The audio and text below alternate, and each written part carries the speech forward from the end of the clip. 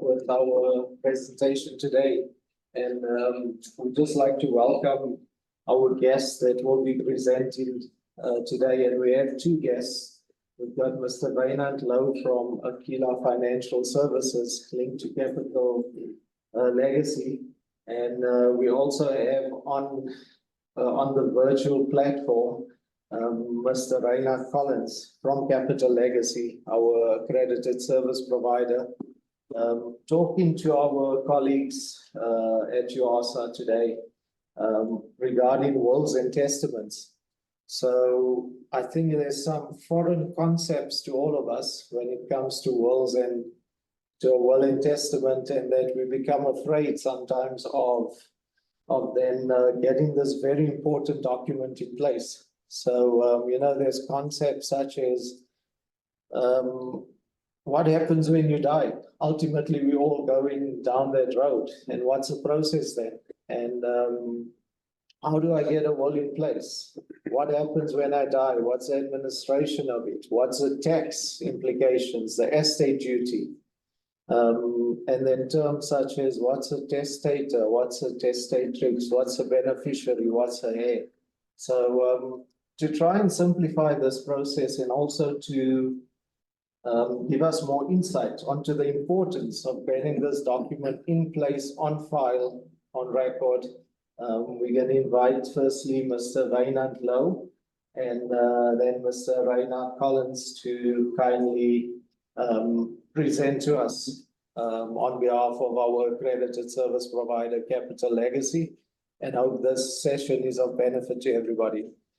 Before we continue, Mr. Louw and Mr. Collins, maybe an invitation to our CEO to say a few words. Thank you. Asif, thank you for that short introduction, ladies and gentlemen. Firstly, thank you to Wynand and the team from Capital Legacy.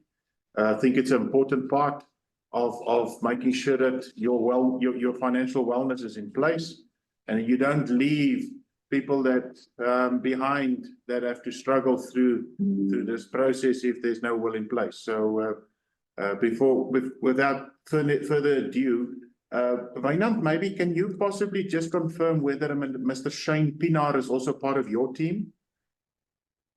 I don't know if I part from Yes. Capital Legacy. Yeah. I think so. Yes. Okay. Capital Legacy, yes. All right. Okay. Thank you, Reinhard. Thank you. We'll then admit him. Thank you very much. Without any further ado, over to you.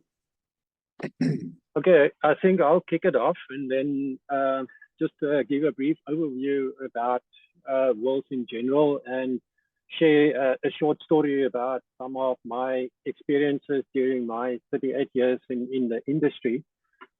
Just one example. So I'm going to share my screen, and if somebody can just confirm if they can see it. But I see it, the host has disabled it, so I can't share my screen, unfortunately. Is it possible that I can share? You can try now. We've made you host, Mr. Louw. Thank you very much.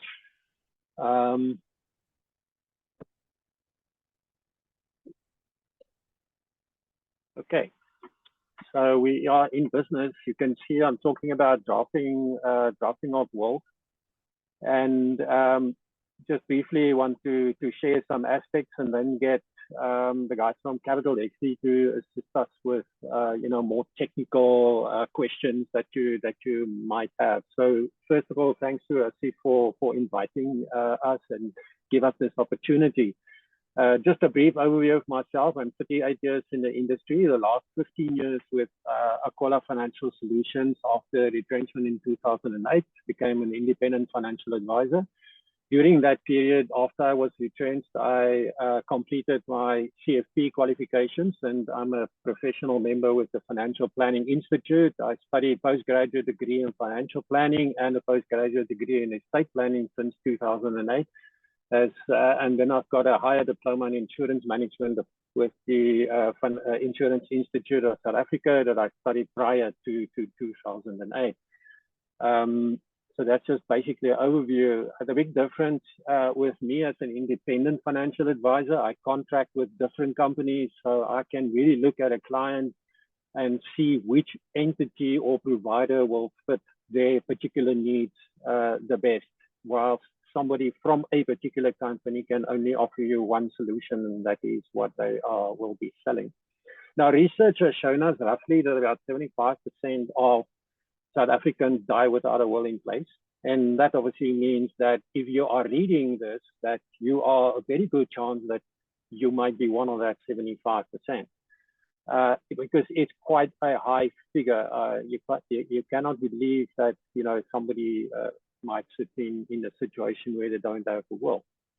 Now, from Capital Legacy side, there are 6 consequences that was identified of not having a will. And first of all, it relates to inheritance. That is now the assets that you have and everything else that you accumulated in your lifetime. If you do not have a will, then you can't decide who inherits what, and your estate will be distributed according to the intestate law of succession. So as an example, if you have a spouse and 2 children, that estate will then be divided in equal portions between the spouse and the 2 children. The other thing is, if you are married, your spouse might be left with nothing depending on your situation. And then your children, if both of you should die simultaneously, the guardian's fund of the government will become the guardian of your children. You cannot specify who should look after them. And that's the advantage of having a will. Then also, if there's family disputes, often occur when a family members argue about assets and when your final wishes are not made clear. And that's what the last will and testament is about. It's to make your wishes clear as the asset holder or the person who's accumulated all those assets over the years. And then there might also be delays within the dealing with the will if there's not a proper will in place. I can tell you from experience over the years where somebody comes to you and say, please, can you help us? We don't have a will.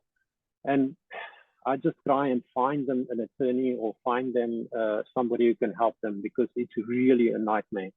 And Capital Legacy guys and Reinhard and those guys can confirm that. And the last thing is about guardianship.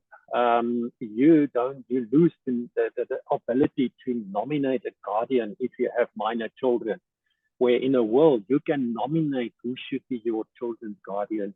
And I think those are the 6 major consequences. There are others, because it can take years for some of these wills to be dealt with. I've seen some in the past where it's 10 years and then stuff has not been resolved because of the infighting between the family.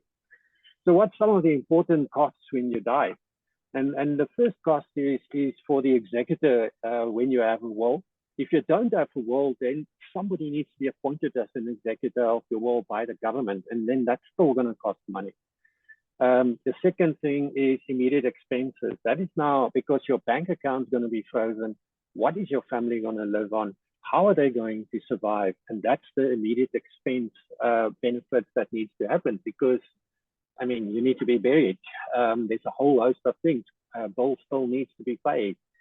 And then there's also testamentary trust fees. Should you want somebody setting up a trust, then those trust fees comes into play. And then there's the monthly living expenses, because if your will takes 2 to 3 years to be dealt with, what's your family going to live on? And that's basically your living expenses. And then lastly, it's the taxes part. To give you some examples of what it costs, the average estate of about 3 million will have to pay 120,750 just in executor fees. So that's an average small estate. I always look at majority of clients, they asset rich, cash poor. So they've got a lot of assets, cars, houses, beach houses, all sorts of fixed assets, but they do not have enough cash. And the cash must come from somewhere. And if you don't have the cash in your estate, or you don't have a legacy plan or some other insurance that pays into your estate, then that money must come from somewhere, and the executor then have to start selling some of these assets in order to make it work. Then there's conveyancing fees. The example is a very low example of 1.8 million. That is a fairly average house. I think majority of middle class people's houses are between 2 and 3 million. And then obviously you get the higher up that needs a lot more of those costs to be paid.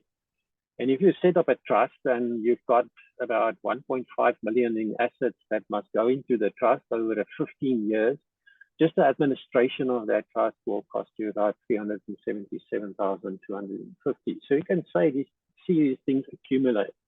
Then you've got your master's fees that needs to be paid to the master of the Supreme Court in order to register your estate. And then you've got correspondence fees that's happening also with the master of the High Court. And then your municipal fees. That depends on area to area how much that will be at the end of the day. So some of the municipalities now want 6 months deposit in advance because now your asset has to be changed and the person responsible for the account has to be changed, and then they want 6 months deposits up front. So that's just some of the costs, and you would know in the area where you stay what is the average cost of your municipal fees. Then there's advertisement costs, because you have to be advertised in the national newspaper that you passed away so that your creditors have an opportunity to claim from your estate. And it's got to be in a local newspaper and then in the government gazette as well. And then there's the ongoing short-term bill. That is your medical aid. Medical aid must still be paid. You no longer earn a salary because you might not be there as the breadwinner. Or if it's on your spouse's name, the same thing will have to be looked at. If you have still children at school, school fees still need to be paid. Your vehicle insurance, your other insurances still have to be paid. Your rates and taxes, water and light still needs to be paid, even though your bank accounts are frozen, because the moment that you die, the bank needs to be informed, and then the bank will basically froze your bank account. Then there might be inheritance tax depending on each personal situation. If it's inherited to your spouse, we've got a 3.5 million rebate that we can work with. If you don't, if it's inherits to third parties, then there might be other taxes involved. And then there might also be taxes involved when dealing with capital gains tax. If property has to be sold or property has to be evaluated, because the new value will then be inherited by whoever inherits the property. There might be estate duty, etc., payable at it. So there's a couple of things that one has to look at depending on the size of your estate and quite a couple of other factors. And that's why it's important to have a proper financial needs analysis done to look at what exactly is your personal situation, because there's not one size really fits all. There are some genetic stuff. Then there's other expenses like funeral, traveling, or whatever else expenses. If you die outside of the country, that means repatriation benefits. Or payments that has been made for transporting you, if you don't have insurance for it, that might be a bit of a nightmare. Some other expenses, if you might be in Cape Town and you pass away there, but you stay up here, then that's additional, some other expenses that people don't normally think about. Now, there's different types of wills, and that's why, with Capital Legacy, you get a dedicated estate consultant that will deal specifically with your will, because some wills are simple. It's wills for single mothers or breadwinners or those that's got very little assets. And it's always custom drafted depending on what the request from the specific situation of the individual is. Then if you have worldwide assets or offshore assets, then you can have a worldwide will that can be drawn up by Capital Legacy. And I must say, if you previously had a will with Sanlam Trust, then I presume, and maybe Reinhard and them can answer that, because they have now sort of merged or taken shareholding within Capital Legacy, merged all the operations, and they can say more detail about that and what's happening with all those wills that's still with them. Until it's changed, I presume it's registered with a master, so it's still a legal will. But make sure if you have worldwide assets. I dealt with a family recently. The guy worked in England. Nobody's got an idea what assets he's got there. He didn't disclose it to anybody. I was not the financial advisor, but the children know somebody who's a client of mine and asked, can I try and assist? So I had to guide them and say, I've got no idea what your father's got or had. He divorced his wife before he went to England. He came back. He lived with another woman. So who knows? Nobody knows because nobody was informed. Another big problem that we sometimes pick up is Bitcoins and electronic assets. I've written an article on my website about that. And electronic assets becomes a bigger and bigger and bigger challenge for executors. And again, Reinhard and them can explain a bit more on that. Then you've got wills with a purpose-driven trust. Now that is a trust where you've got small children and you want to put up a trust for them so that their school fees, etc., can be paid. Then there's a provider trust or special needs trust. That is where somebody is no longer capable of taking care of themselves, or somebody might be disabled and you need a trust to be set up for their special needs and to cater for that. Then you get widow's trust. Widow's trust is then could be for widowers as well. So if the wife is the main breadwinner making most of the money and she feels her husband can't work with money, then it means that she can set up a widow's trust and the trust will then pay monthly income to the spouse. So Capital Legacy wills ensure then that your legacy is protected for one of these purpose trusts that they will then set up when you pass away. Another thing that I think was a first in South Africa is and it says that it's the first of its kind in South Africa, the Sharia compliant will. And if there's specific need, it will be drafted by a Sharia compliant consultant. I'm not one of them, so I will not be able to do that type of will. But there are people with Capital Legacy that can assist in that aspect with that will. Then what can you do? Because all these fees will eat away from your legacy plan or your legacy that you leave behind if you do not put something in place. Now, if you have an insurance policy that pays into your will, and let's say your will is a value of 3 million rand, and the policy is 1 million rand, and it pays into your will, guess what happens? If it pays into your will, it becomes part of the estate. And once it's paid into the estate, your value now escalates from 3 million to 4 million. So what does that do to all the costs? That escalates the cost as well. And that's now where the benefits that's offered by Capital Legacy comes in.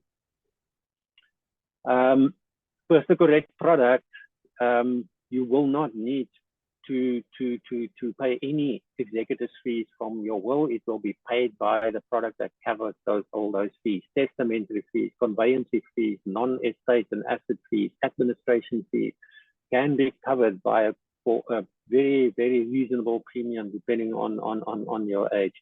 Here's an example. It's a lady, 32 years old. She's got 5 million in assets. So that's the executor's fees, 201,000. 2 million property transfer, that is another 32,000. There's a value of a trust that she's created of 3 million. That's going to be trustees fees for 608,000. And that gives us a total estate fees of 841,000 rand if she would pass away to implement the wishes of her will.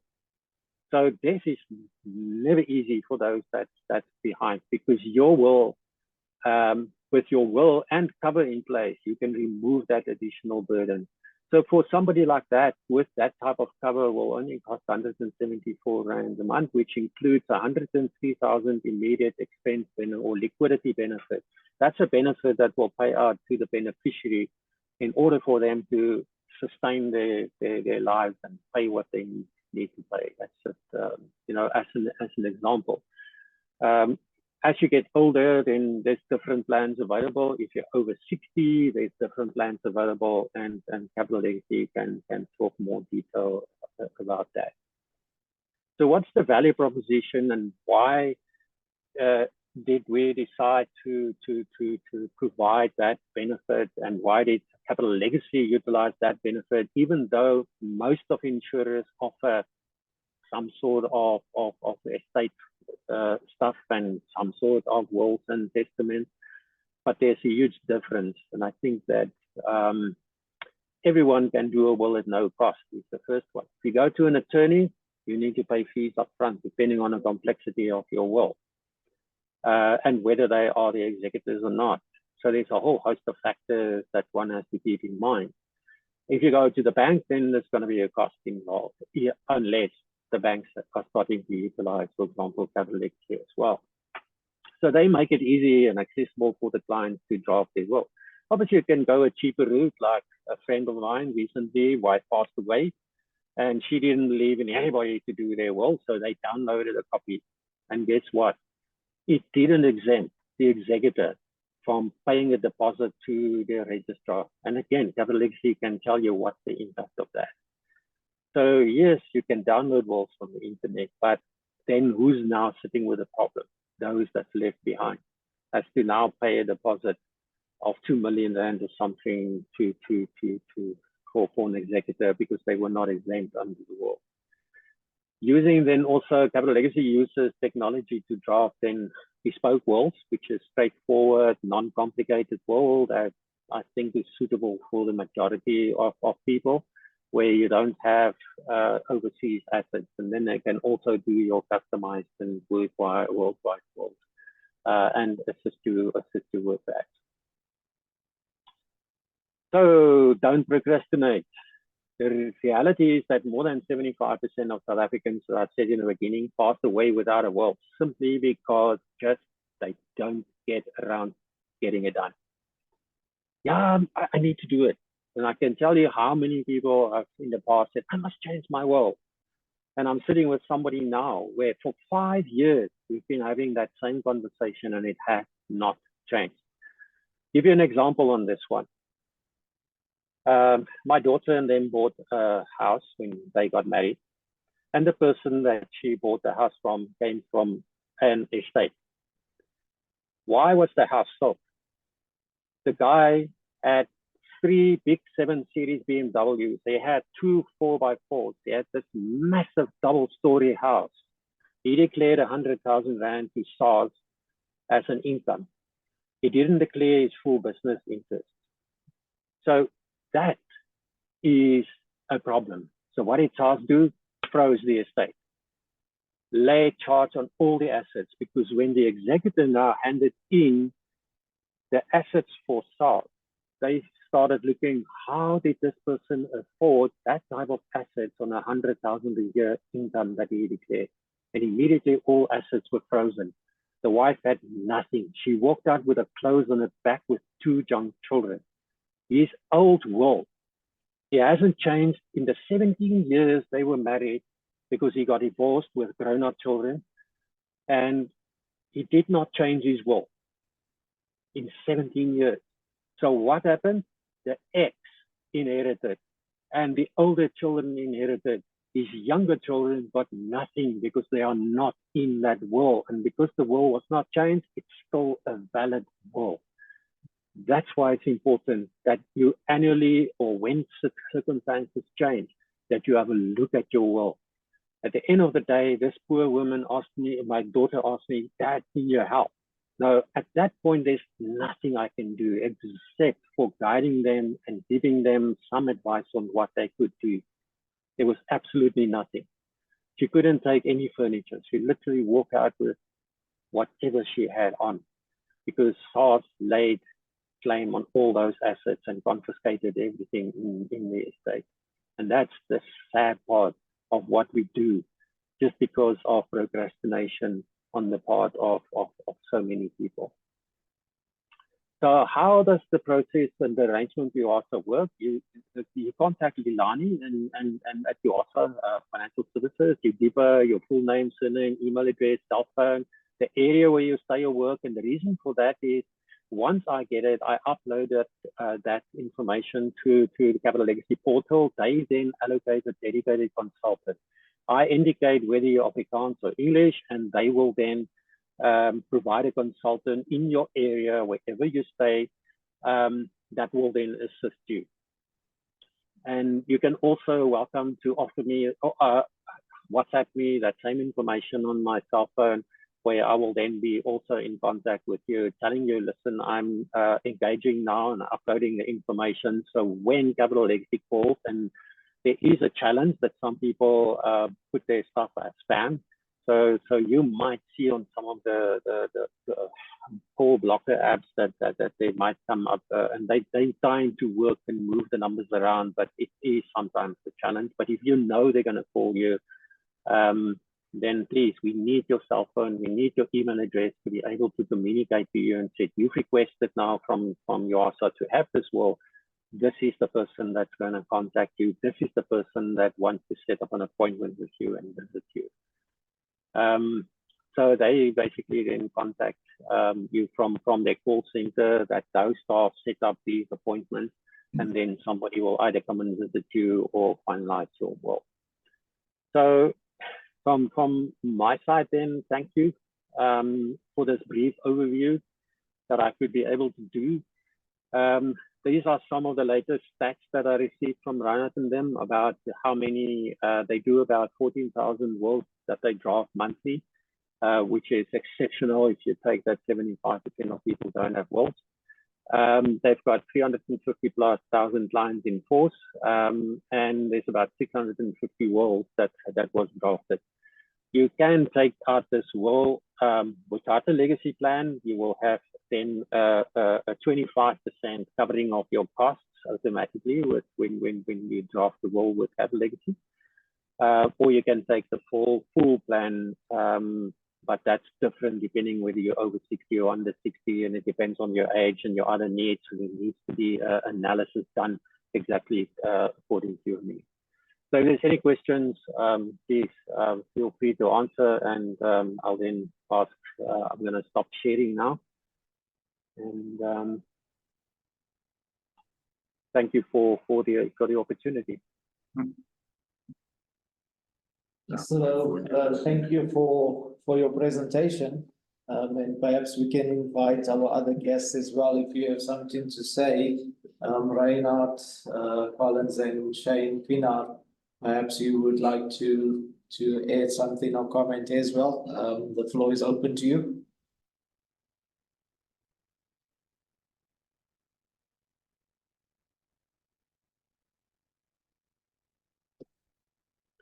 Unmute.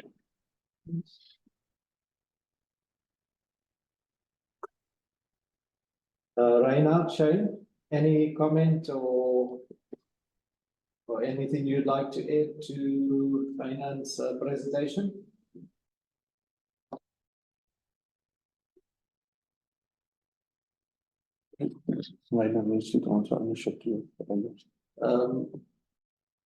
Reinhard, can you please, can't we reclaim most? Try.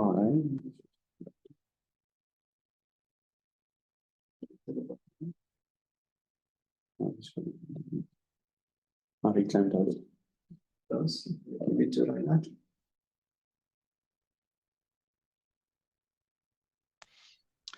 Okay. Morning. Good morning. Morning, sir. Let me just put my video on so that everybody can see that I'm not AI or artificial intelligence. I'm actually a human being. I got that a lot of times. My voice can be robotic sometimes. So yeah. Hi guys. Yeah. A wonderful presentation by our financial advisor. let me just hammer on a few points. I'm not going to preach to the choir, guys. Like Wynand said, a will is a very important thing. I think it might be the most important document in all of our lives. Just to touch on certain of the aspects that Wynand mentioned is our paid product that we have that encompasses with the will make the burden of your passing for your family members so much easier. Because if you take everybody there in a room, in the boardroom there, none of our family members know the route to the master's office. None of them know how taxation works. None of them knows what is other assets that needs to be winded up, or even how to wind up in a state. You understand? So the product and the will shouldn't be procrastinated, like Wynand said. The other thing is that I wanted to tell you that the Sanlam merger with Capital Legacy was successful. It was us, Capital Legacy, buying the Sanlam Trust division. The Sanlam Group then bought shares in Capital Legacy, of course, with Africa Rainbow Investments. And yes, your Sanlam Legacy will still be valid, of course. You will then just correlate with me and Wynand, and we will then update it via the Sanlam Legacy platform. And yes, the other thing is, when our consultants, when you guys do give your information through for Capital Legacy, to send out a consultant to sit with you guys, because look, it's a very private thing. It's not something that you can just call out, in a boardroom and somebody can draft it quickly. No, it's a very personal thing. The consultant comes to your house, booking agent phones you, and there is measures that we have in place to let you know it's not going to be a spam call, and we don't want to sell you any insurance or short-term insurance, that is. And we will send you an email as well as an SMS. The booking agent will send you an email and an SMS to say, listen, I am going to call you. Just look out for my call. Give the details, and the consultant will come to you guys and then come and see you and draft your will. So yeah, that's a little information from my side. If there's any questions, you can let me know. And yeah, enjoy your days further, guys. I'm looking forward to securing all of your legacies in that room. Thank you, Reinhard, appreciate it. Shane, any comments, anything you'd like to say? Thank you for the opportunity, and let me also put on my camera so you guys can see my face. So yeah, thank you, Wynand and Reinhard, for that. I really appreciated all the things you guys had to say there, because you hit the nails on the head. You started by identifying the problems. As you can see, problem is most people don't have their affairs in order, and then you guys explained a little bit about what Capital Legacy can do for that. And ultimately, I guess the message I want to leave you guys with is Capital Legacy's slogan is to make the loss of a loved one as easy as possible. So yeah, that's my 2 cents, and thank you guys for the time. Thank you so much for that 2 cents, appreciate it. Colleagues, we have colleagues on the virtual platform as well and in the boardroom. We've got a few minutes. If you would like to pose any questions or comment, the floor is open for you as well. 2 or 3 guests. Christian, nothing on the platform. Alvin. Hello, Alvin. Good morning, everybody, and sorry for not being in the boardroom present there and perhaps jumping the queue. First of all, I would like to thank everybody for the dark side of the presentation that we received this morning. I mean, it's a really dark message, but I think it's very, very important to everybody.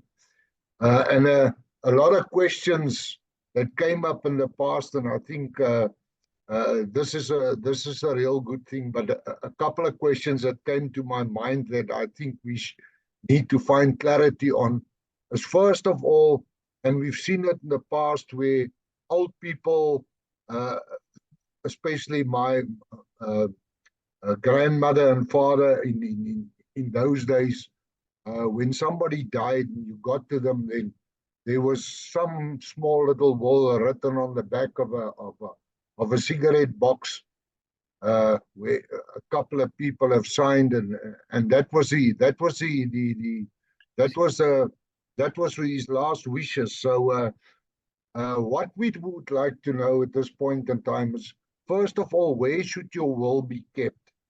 A will that's drawn up by yourself and your family and signed with the necessary signatures and the people that's there on the day, because I know they say the people that is witness to that will needs to be there and present when that will is signed. Where should that will be kept? Is it the bank? Is it somewhere in your house in safekeeping? We would like to know exactly the moment somebody dies and they say, but we've got a will in place. Who do you give that will to, and how will it affect the whole system? So if somebody can come up and tell us exactly, once your will is there, where will it be kept, and how will people know that you've got a will and it is kept at a certain point or with somebody? So if somebody can help us with that, it will really be appreciated. Thank you so much. Whilst we're still looking for any more hands, if there's questions, if one of our guests can maybe assist just with a brief overview on the process. I'm not going to try and answer, but let's get one of our guests maybe perhaps to just give a brief overview on the process in terms of the will and when somebody dies.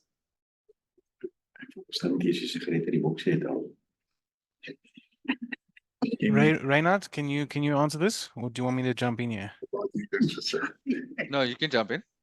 Okay, so I just want to summarize the question how I understand it, and then give you guys my thoughts. So the question was, or the story was around what old people do. So they draft the will up on a cigarette box, and they pass away, and the family maybe doesn't potentially know what's going on or how they can go about it. So the question really is, firstly, how do we get a valid will, and what do we do with that will to make sure that it doesn't cause a problem one day when someone passes away? So to answer, and I can only answer what Capital Legacy does. So we offer you a free draft of the will. So if you want to do a basic will where you leave everything to another family member and you don't even want to use us as the executors, not a problem. We will still help you to draft that will. What we then do for the clients is we say, when your will is completed, it's been signed and so forth, we are asking for a copy, an original copy, not a photocopy, but the original copy, to come to our offices so we can store it for our clients at no cost. So if you took the option of using your own executor and you wanted us to be just keeping the will for you, we can do that for you until someone passes away. Then the family can let us know and say, guys, my father, my mother, my brother, etc., has passed away. Can we please get the will so we can begin the process? Another tip that we always tell our clients is keep another original will with you as the family. Keep it in a file. Keep it with all your policy information, your financial planning stuff, so that when you die, your family don't run around. They know they can go look in your file, or they can contact Capital Legacy directly, where we keep your will for you. Don't know if that answered the question, but that's my take on it. I just want to add as well. Wynand mentioned that in the new age that we're living, like Shane said, you ultimately, even if you want to be an organ donor as well, and you've listed it on your will that you want to donate your organs, it's a very personal matter. So your family members need to know, because Capital Legacy will also register you with the Organ Donors Foundation. You'll get a certificate, and you'll get a number to phone at the death or at the demise of your family member. So that needs to be kept in a safe with the will at your house. And then we have the new age of Bitcoin and crypto, and we have Bitcoin wallets and stuff where people are actually purchasing Bitcoins now, and they're putting it away in these crypto wallets. And at their passing, it's a huge issue now, like Wynand mentioned in his presentation. You should also leave your crypto wallet passwords in that safe, like Shane mentioned, with all your information, so that when everything comes to pass and you need to get that will, everything will be with the client's family in your safe, and as well as stored with Capital Legacy. Yeah, to add on to that again, Reynard, is we say that that you must have a life file, in essence, where all of your affairs Yeah. while you're alive are put in there in a file, so that if something were to happen to you, your family would be able to take that file to their financial advisor, their financial planner, like Wynand, or they can find a business card in there that says Capital Legacy, contact this number, and then they will know what to do if you have your affairs in order. So the message, I guess, to go back to the slogan, is let's make the loss of a loved one easier and get these things in order while you're still alive. Thank you You so know, much. if I can just confirm, sorry, what both Shane and Reinhard said. Some of the crypto guys would now take out, you know, safe boxes at the bank where they would then store their passwords there. But somebody needs to know who to contact, because I've seen where, and it's just similar with overseas assets. It's a difficult thing to trace if you don't know, you know, what happened to those overseas assets while the guys were worked overseas. So it is something that you need with your financial advisor, whoever is your advisor, you know, figure out what's the best way to deal with it. My family know if something happens to me, there's a letter in the safe that tells my daughter agreement, what she needs to do with my businesses, what she needs, who she needs to contact, who she needs to inform. The FSCA needs to be informed. This one needs to. So there's a whole thing that's written on exactly who's the contact numbers, who's the details that needs to be contacted. My original signed will with Capital Legacy is stored with them, but there's also an original one safe in my originally signed one in my safe, and both that for my wife, my children, all of their stuff is in my safe. So that's just an example. Each person's circumstances are different. Each person's trust with their family members is sometimes a challenge, or not. So it depends on your specific particular situation, what solutions you can find in order not to lose those assets. Because what happens, and I've asked the question many times and nobody can really answer me. If you die today and nobody knows about your Bitcoins, what happens to it? Thank you. Thank you so much, Alvin, for that question, and then the comprehensive responses, I think, which has covered that. Gerard, your hand is up. Yes, if I may, Wynand, you refer to that insurance. Is there any waiting period before it becoming active? Reinhard, will you elaborate on that? So the only waiting periods will be applicable on our fee plan for individuals 60 and older. From 18 to 59, we have our paid products, which have no waiting period on our legacy protection plans. Provided all the medicals are in line. Oh, yes, in line, yeah. And then, yes, Shane, to mention, thank you for reminding me, there's 11 medical questions that you answer. And if you answer yes to any of those medical questions, you will then revert to our bronze plan with the bronze indemnity amounts that will be payable. No, sorry, Ray, sorry to disturb you. So in a situation where a client answers yes to a medical question, we still will indemnify them 100% subject to a 3-month waiting period. So I'm under the age of 60. I need a gold plan. I take the gold plan out. It's expected of me, or not expected of me, but I have to at least pay 3 premiums and have my policy in force for 3 months before I die from natural causes in order for that plan to indemnify me. So that's the one part. If you've got medical conditions, the gold plan's cash benefit, or the amount of cash that pays out, reduces to the equivalent of a bronze plan and is subject to a 6-month waiting period. So long story short, we will still cover you if you are sick.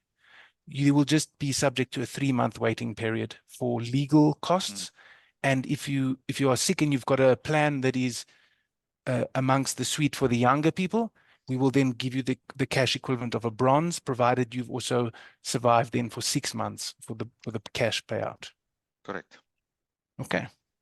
So it's again individualized. It depends on each individual's particular situation. That's discussed with the advisor that will advise you on, you know, what is your options.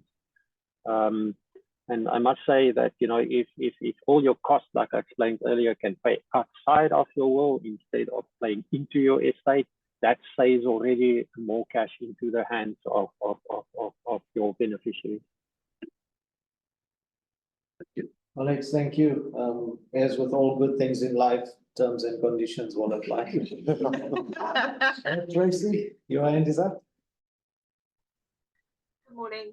I just want to find out, when you take out a will and testament, can you do it as a couple or do you have to do it separately?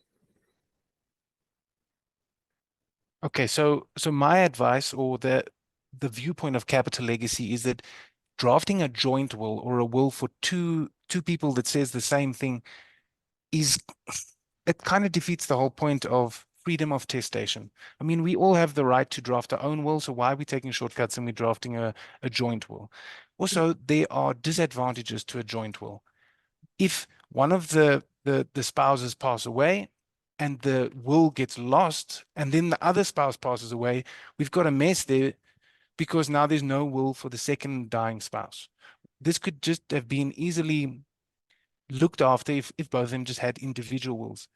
So long story short, Capital Legacy recommends that each individual have their own separate will, and yeah, a joint will is not recommended.